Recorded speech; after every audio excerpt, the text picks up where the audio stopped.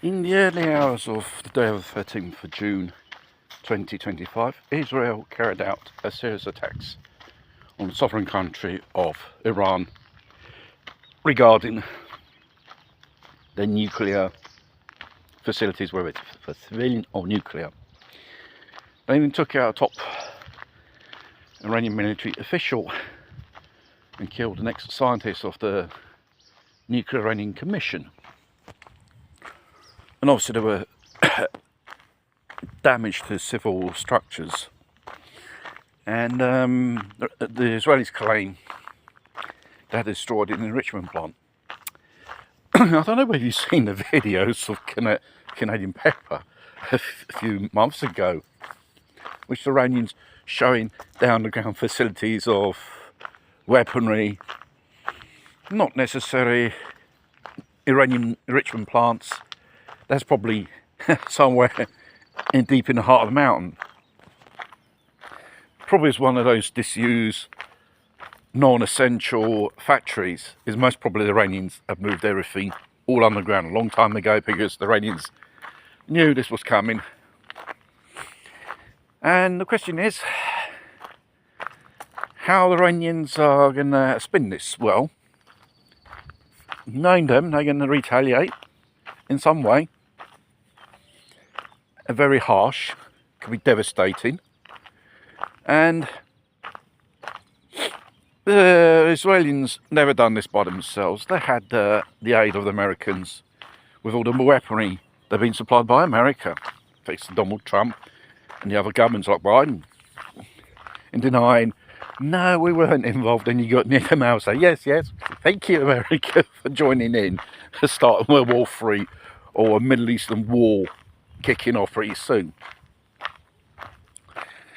Because what is the right of the West dictating who should have nuclear weapons or not? Israel's got nuclear weapons. Pakistan's got nuclear weapons. Even India. Because it's not under your regime control. This is probably the fact is. Probably the fact is they want to get to China and to Russia, because Iran supplies 30% of crude oil to China. So it won't be much of a surprise if the counter effects of this incursion, decapitation, will have on the markets. And obviously